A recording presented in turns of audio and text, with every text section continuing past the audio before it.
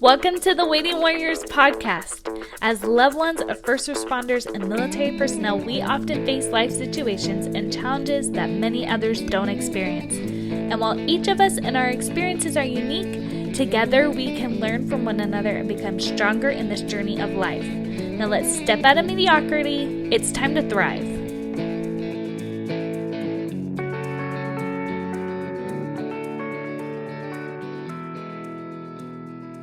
Hi, Waiting Warriors. Welcome to another podcast. We have a really interesting, I'm super curious of how this interview will go today. We have Kim Reeves. She is quite an accomplished woman, and there are so many things. I'm just going to let you list all the things, Kim. Can you tell us a little bit about yourself? Sure. So my name is Kim Reeves, and I am a Air Force guard wife. My husband's been in the Air Force for 13 years, and I also have a undergraduate degree in history and a minor in Hebrew, a master's of business, and I just recently last year finished a law degree at the University of Utah. That's just, I can't even fathom. I got my bachelor's, and I felt pretty good about that. And I also felt pretty worn down because I had 2 kids. But how many kids do you have? So we have 5 kids. They're 2 to 13. So my 2-year-old was born pretty much right in the middle of law school. That's incredible. Yeah, I think crazy is probably a better word, but it was what we chose to do. Yeah. But I like that perspective. It is a little crazy, but like, are any really great accomplishments? I feel like they take just a little bit of crazy. Like, I believe that. My husband also has a lot of education. So we've spent probably 13 of the last 15 years with one or both of us in mostly grad school. And we always laugh about, what makes what people that get through all have in common is that we're just too stupid and stubborn to quit. and we push through. My husband's grad work between deployments and trainings, and through mine in there between deployments and trainings and kids, and just because we thought, hey, if we don't push through and do it, we won't do it.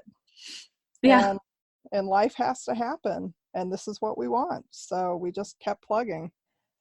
Okay, so you keep on plugging, but how do you do that? How do you have two of the parents in grad school multiple times with multiple deployments, a number of kids? How do you, handle that? How do you juggle everything? How do you make sure everything gets done? How do you continue to thrive as a family?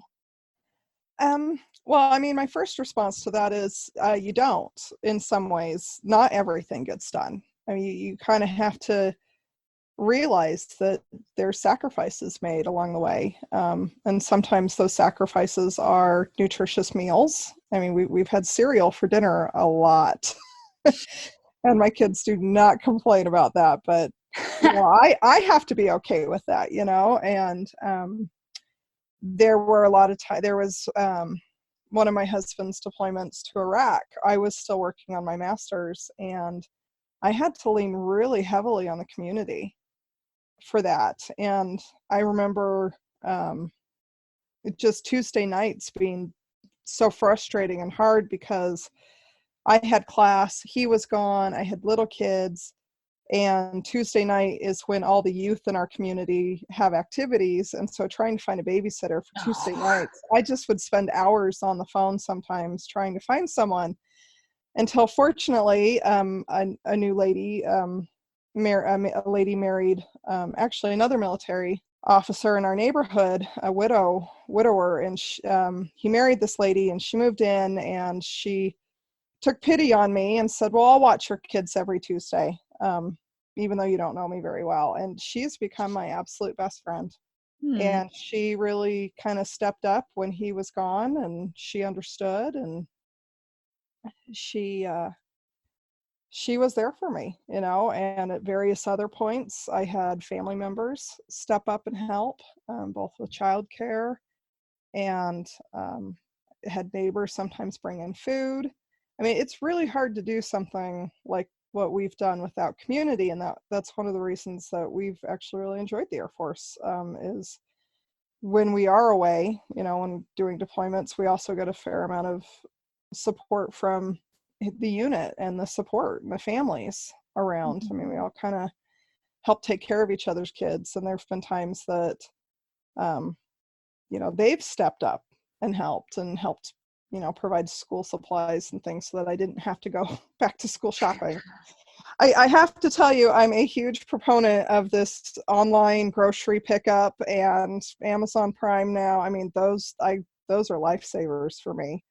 Yeah, we're on the tail end of a deployment right now, and I have been inside a store once since he left, and that was only this Saturday, and that was only because a friend was watching my 3 older kids, so I only had my 4-month-old baby. Otherwise, I wouldn't have done it.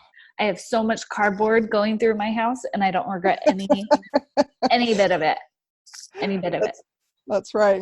Good for you. But I remember earlier deployments just being like, okay, we're going to Costco, and I'd load up my 3 oldest were 4, 2, and a year old, for one of our Iraq deployments, and I'd put them in the car and we'd go to Costco and we'd buy a rotisserie chicken, and we'd eat dinner at Costco and then bring the rotisserie chicken home, and that was dinner for a few days. And then I'd make soup out of it, So Yeah. It was like, okay, how can we maximize not having to cook and not having to leave, and Yeah. and there's all that in there. How can I reduce the amount of times I have to buckle and unbuckle my toddler is a very real question. Yeah. Yeah. Well, and time of day, like, hey, can't drive anywhere. It's too late in the afternoon. They'll fall asleep and be up all night. And yeah. And those are all real mama concerns for sure. Yeah. So how has your family, do you feel like your dynamic as a family or even as a couple has been affected by your circumstance? Yeah, it has. So I was thinking about that, and one of the big things I do have to say, and you can take this as a pro or a con, but because my husband would be stepping out for deployments and trainings, so like I said, we've been in for 13 years, and of that 13 years, we've spent almost 8 years on active duty orders. So I mean, there's a lot of in and out for us, which is something that if you aren't in the Guard or have that Guard perspective, sometimes you don't realize that you have those transitions. So we kind of developed a routine that, I take care of everything in the house. The routine is mine. I set it, and we try to minimize what we call it reentry. When he comes home and now is throwing a wrench in the routine. And to some extent for him, he had to let go of some things, and I had to take up some things. And then when he gets home, I have to let some things go. And that all takes conscious decision making, and if you don't do it consciously, I found there's, that's where the stress comes. That's where some of that reentry fighting and tension comes, is, you get used to, when your husband's gone, you get used to, you don't have to tell anybody where you're going or when you're coming home. You can decide to come home late and nobody cares, and then now you have another adult around who cares. And they have a schedule that they have to maintain, and you're a part of that. So that the military service, I think, in a lot of ways has made me more, I want to use the word independent, kind of if I want to do it, I'm going to do it. And to some extent, I've always respected, if he wants to do it, he does it, and we talk to each other, we communicate with each other, but we don't have a relationship where we ask for permission. We always kind of are surprised or we kind of laugh, when we have friends say, oh, I got to go ask my wife, or oh, I have to go ask my husband. And that's just not our relationship. Um, so I have to say he's been super supportive of everything I've wanted to do. And I have been supportive of his military career, and given him the flexibility to um, go on some of these things. Some of these deployments he's volunteered for. Wow. And it's been one of those things where,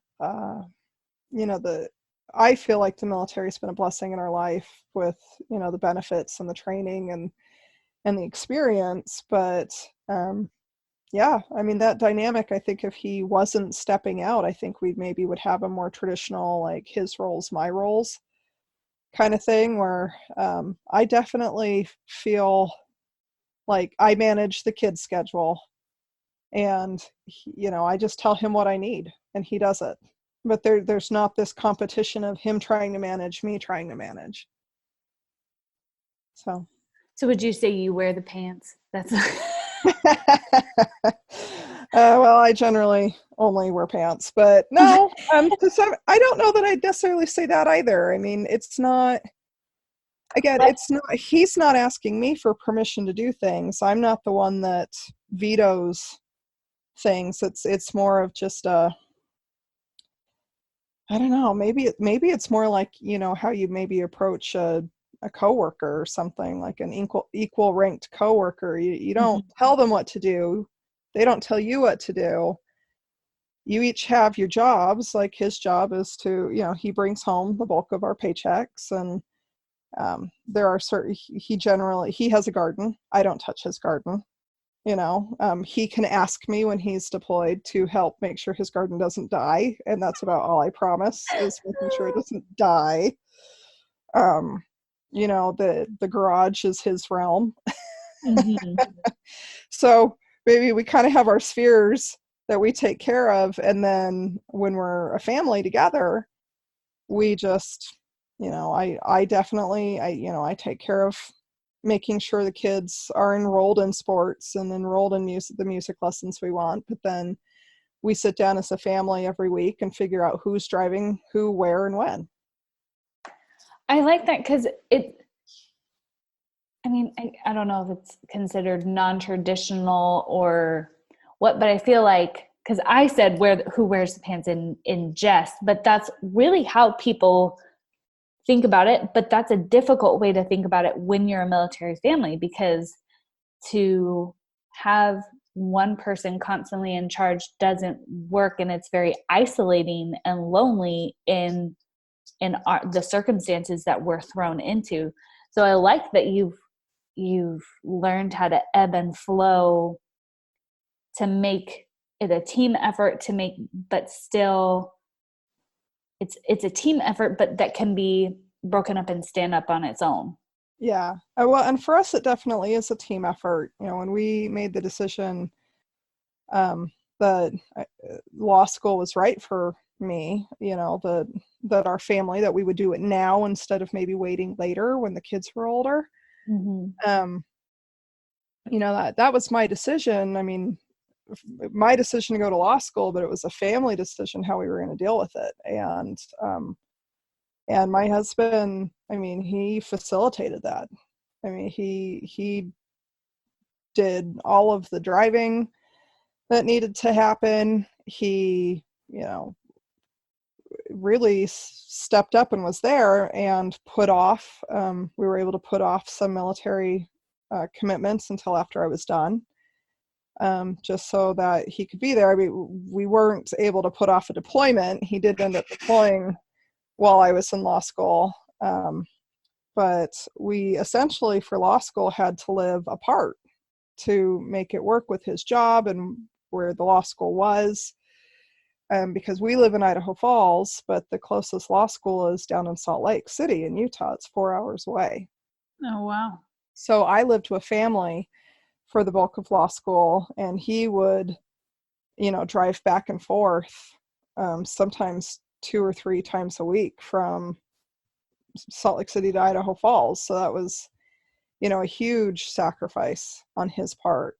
to be there for us and keep his job. And it was something that we had to do, and we had to approach it with our kids that this is a team effort. We're doing this as a team, and the benefits, hopefully, of me going to law school will benefit the whole family. And we kind of, we think, there's financial reasons why we think it will benefit our family and being able to pay for college educations. And we were very open with our kids with that. And then also just that we felt like it was the right thing to do. And this is how we support each other. And our kids really, I want to say they bought it.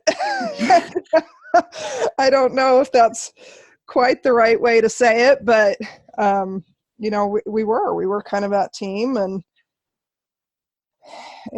just had to roll with it. And there was some months that it was just awful, and other months that it was not. And, our kids really stepped up. My older kids really stepped up to help get things done. And, both of our families really stepped up. We both had parents and family members, step in and volunteer time and resources. And my sister-in-law is a gifted pianist, and she volunteered to actually come to my house to teach my kids piano lessons instead of me taking them there, which just was huge for me. So yeah, it's definitely a team effort. Mm-hmm. Do you feel like you guys as a family are closer, like directly because of these experiences? I think so. I hope so. I feel like my husband and I are. I always laugh with him that, after not only the deployments, but especially after law school and the separation that we have to go through, every time he leaves, I am reminded that I actually like him. And want to keep him around. So, we get through that reentry when he gets home. Sometimes after, that reentry, you're like, will you just leave again? Yeah. But really, no, like you get to be in that position where you can identify, no, that I really enjoy him, and enjoyed getting to talk to him on the phone. We are just old enough that his first deployments, we didn't have the ability to talk on the phone. And our last deployment to the Middle East, I was able to talk to him via FaceTime. Yeah. On iPhones every day. And when our fifth child was born, he was still deployed, and we were able to, FaceTime him in to the birth. And that the technology has just really facilitated that. It's kind of like what I imagine people having a pen pal, back in the day. Yeah. You get to have that communication without, and really get to know someone without maybe the day-to-day stress of managing kids and life and family. We got to just, get to know each other better, more and more and more, and, help each other through when we were having dark weeks. And yeah, I think we're closer. Which is, I love hearing that, because it's obviously has been really hard. Like you said, like there were some months that just really sucked, and Yeah. there's no beating around the bush with that. But I like that you guys haven't shied away from the hard at all. You've, instead of shying it away from it, which I feel like a lot of people do, they think, well, this will be hard on our marriage, this will be hard from our family. But you guys they have the approach of it will be hard, but so let's stay away from it. And instead, it sounds like you guys have had the approach of, this is going to be hard, but there are benefits from it, and there will be blessings. So how can we make this work? How can we get to the other side and be better off? There's two principles that I actually very firmly believe in.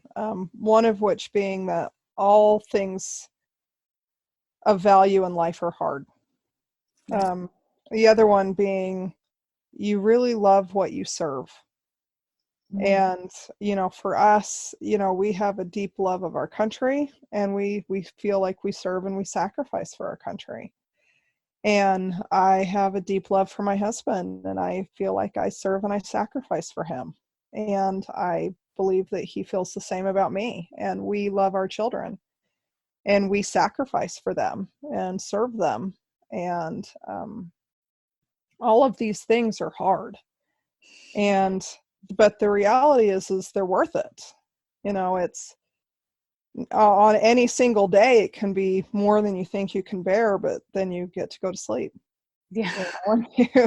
And sometimes people ask me, how do you do this? How did you do this? Especially with the law school and the deployment and the baby, it was like this yeah, perfect hurricane of, I cannot believe this is how this turned out. And I would look at people who, I mean, I did kind of get sick of people looking at me like I was crazy. And it was always this like, wow, the eyes get big kind of thing. And they're like, wow, that's incredible. And what they're communicating to me is, you're, crazy. Yeah. Right. And I'm okay. I can accept the crazy, but I tell people, I'm like, what are my alternatives? Should I roll over and die? Do I just not wake up? Of course we're going to get through this. It's going to end. Every deployment ends. Every, school ends, and I had the option, of course, of taking the year off, but we looked at that and said, if I take the year off for the deployment and the baby, then we're a year, it's another year. We just added on another year at the end so that we have to live like this. So just, buckle down, put your head down and get to work. We just get through this. And honestly, I think if it had been my first child, I probably would have gone to pieces with the idea of him not being there for the birth. Yeah. By number 5, I've nursed my babies, and we kind of, like, okay, like, baby is with mom, dad can't nurse the baby, there's no reason to, get worked up about the fact that he's not here when I'd have to do most of it anyway. Yeah. And it was sad. I actually, in a lot of ways, am very sad for him for what he lost and being gone. And that time, especially with infants, they change so much that, that there is a little bit of sadness for time lost. And the honest truth is, with law school, it was so intense. And I kind of look back at the 3 years now, and I've been out of school for over a year now. And I look back at that window, and I don't have a ton of memories of my children. I have some prominent ones, some snapshot ones, but in a lot of ways, it's like they all got 3 years older in a blink of an eye. And that was the sacrifice. There's kind of a realization, I think, on both of my part and my husband's part, that we lost that. And that was the sacrifice for making the decision that we made. And we just hope that it's worth it in the end. It's, that's what we're experiencing right now. My husband left just after our 4th daughter was born. And he's an involved dad, but like you said, like, I nurse, so they're with me all the time. And but it's been really interesting to, this deployment has made us realize more of the loss. Just, it, before we've thought of the separation as the hardest part, but this has really showed us the loss in time and just experiences, and it hits home.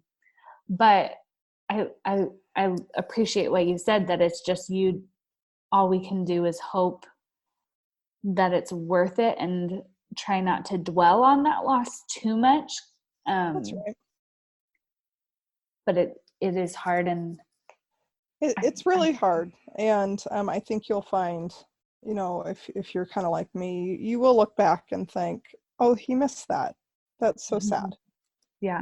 And I think a lot of people, I think most people who aren't involved with the military don't understand that. They cognitively think, oh, you're gone, you're this, oh, your poor family. But, how many people actually take a minute to think about what the time with their children is worth?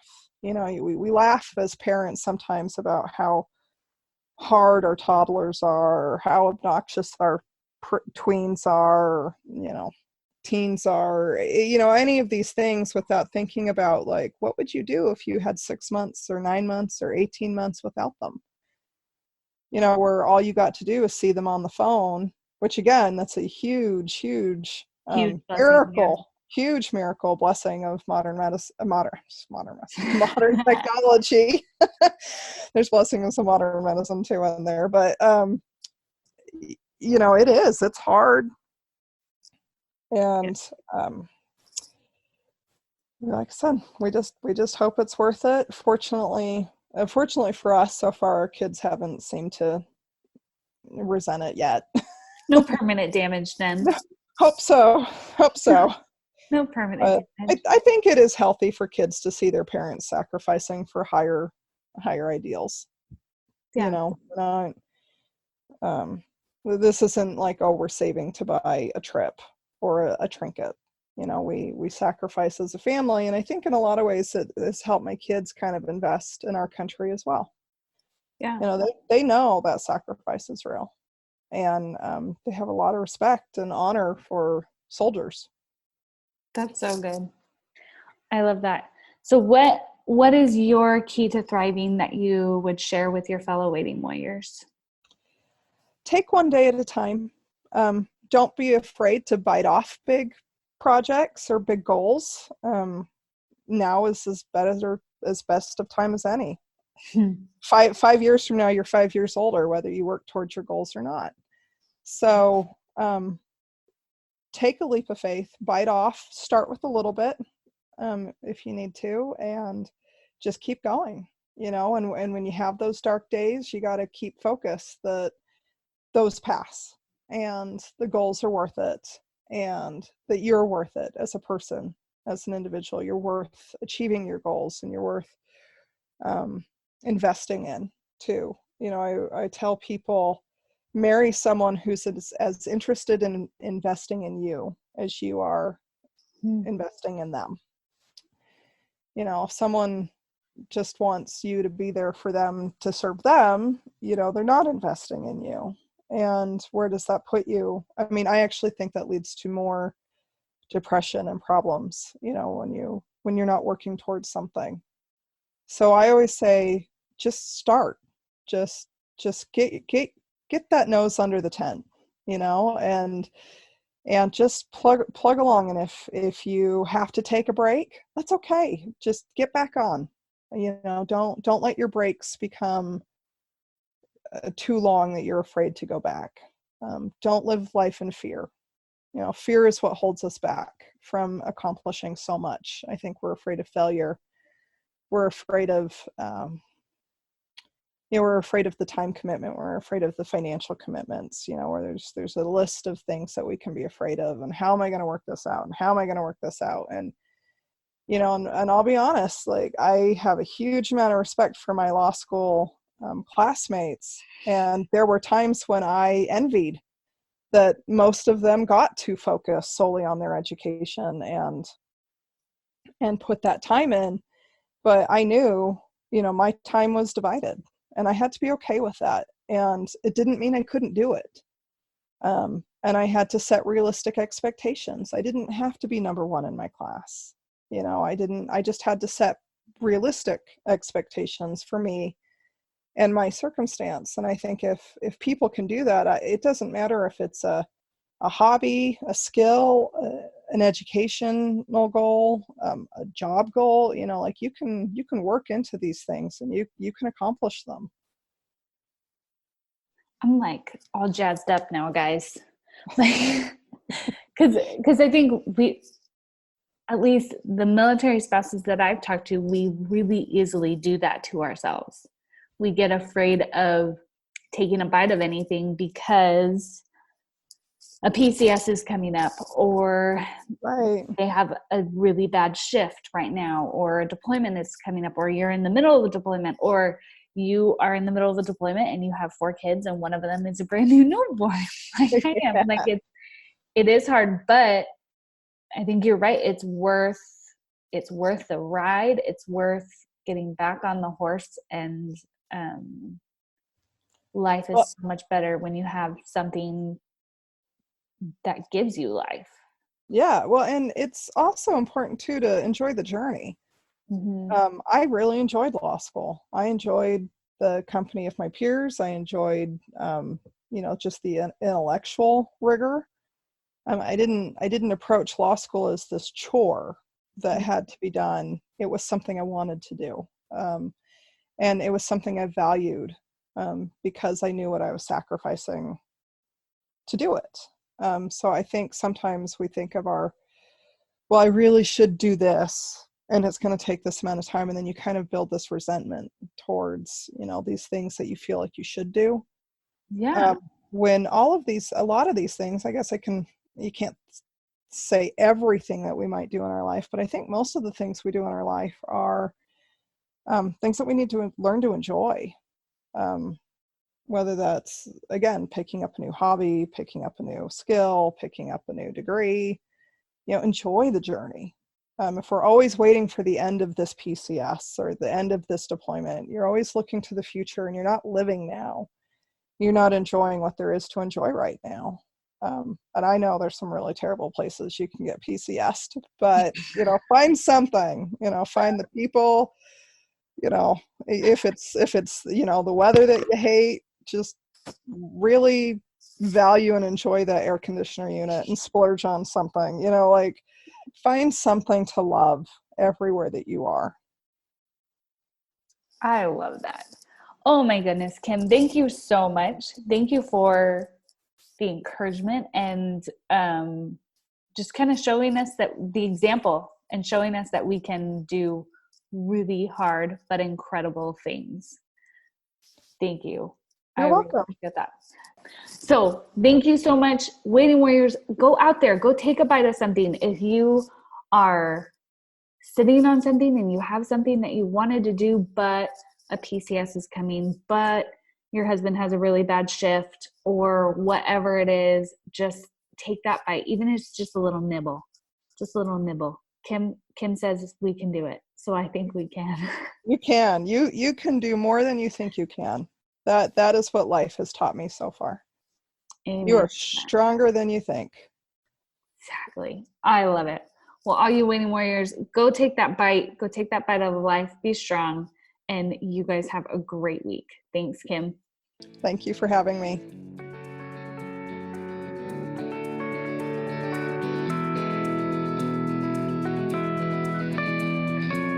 Hey everyone, I have a favor to ask. If you have enjoyed this podcast, can you leave a review and subscribe? I promise it just takes a second and that will help more people find this podcast. Also, I'd love for you to join us in our Facebook group. Just go to facebook.com/thewaitingwarrior, click groups, and then The Waiting Warriors. Until next time, have an awesome day.